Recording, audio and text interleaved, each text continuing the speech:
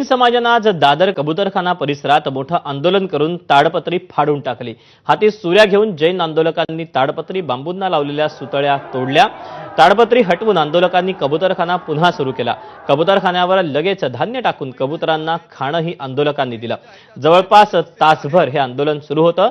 सकाळी 10 वाजता पूर्वनियोजित असलेलं आंदोलन रद्द झाल्याचं आधीच सांगण्यात आलं, मात्र अचानक 10:30च्या दरम्यान शेकडो आंदोलक इथे जमा झाले आणि त्यांनी आंदोलन करून रस्ता हा जाम करून टाकला होता। परिणामी काही प्रमाणात इथे वाहतूक कोंडी देखील पाहायला मिळाली।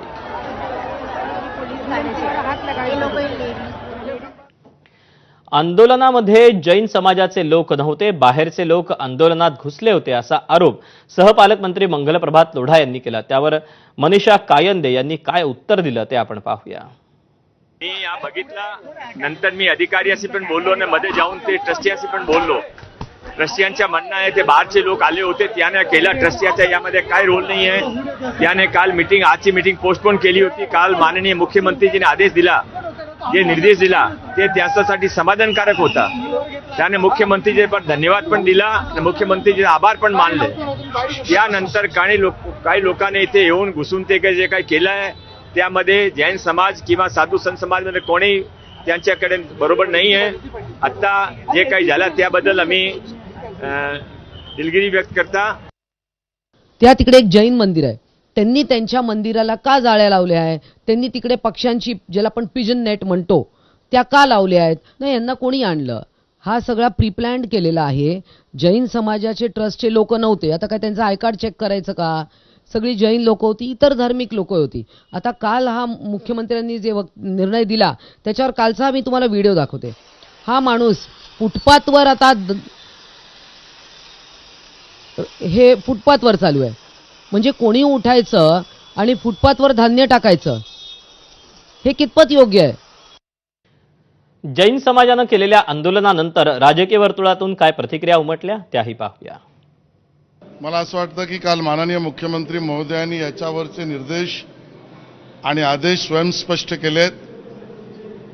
यामध्ये प्राणी मात्रावरचं प्रेम ही समाजाने स्वतःच आपलं काम आहे, कर्तव्य अशा भावनेने केलं पाहिजे आणि सरकारची तीच भावना आहे। आणि त्यामुळे मर्यादित पद्धतीने त्या ठिकाणी आपल्या कबुतरांना सुद्धा खाणं मिळालं पाहिजे। कबूतर खाणे सुद्धा या मर्यादित फीडिंग रचनेने वाचले पाहिजेत।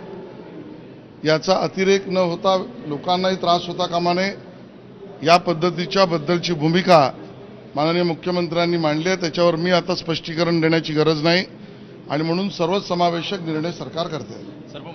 कोर्टाने निर्णय दिला असला तरी इतर जैन समाजाचं लोकांचं मत आहे की हे कबूतर आज जे अनेक वर्षांपासून त्यांना सवय लागली, इतर असणारे लोक यांना धान्य देतात, खाणं देतात, त्याच्यावर हे कबूतर जगतात। जर अचानक तुम्ही यांचं धान्य आणि खाणं बंद केलं तर कबूतर मरू शकतात आणि मग जैन समाजामध्ये नाही तर हिंदू समाजामध्ये अशा पद्धतीने जर जनावरांवर, पशूंवर अन्याय होत असेल तर त्याला पर्याय हा आपल्याला काढावा लागेल। तो पर्याय महानगरपालिकेने लवकरात लवकर कुठेतरी दिला गेला पाहिजे, अशी भूमिका सगळ्यांची आहे।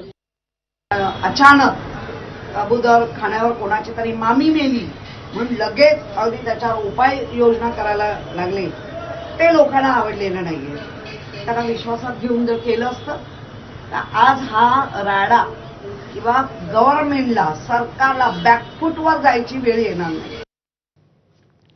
दरम्यान शेकडो वर्षांपासून कबूतरखाना आहे, मात्र लोकांना अचानक त्रास कसा काय सुरू झाला असा सवाल जैन गुरूंनी उपस्थित केला। यहाँ कबूतर खाना कितने सालों से है? सैकड़ों वर्ष हो गए, आज तक किसी को तकलीफ नहीं हुई, आज तक फेफड़े खराब नहीं हुए, आज तक कोई रोग नहीं हुआ। अचानक किसी विदेशी ने एक रिपोर्ट डाल दी और इस रिपोर्ट से आपके फेफड़े खराब होने लगे। आप डाटा निकालिए और 200 साल का मुंबई का डाटा निकाल कर बताइए कितने लोगों की मौत कबूतरों के कारण हुई है। कल महाराष्ट्र सरकार ने स्टेप लिया कि फीडिंग होगी, सफाई होगी, क्लीन के लिए मशीन लाए जाएंगे, तो एक अच्छा सुझाव था और महाराष्ट्र सरकार की अच्छी पहल है। उसके लिए महाराष्ट्र सरकार जो है वो धन्यवाद के पात्र है। तो लोग यहाँ दर्शन के लिए आए और लोगों को जब तक सूचना नहीं थी तो लोग यहाँ इकट्ठा हो गए। बाकी कोई आंदोलन का प्रारंभ अभी तक हुआ नहीं है।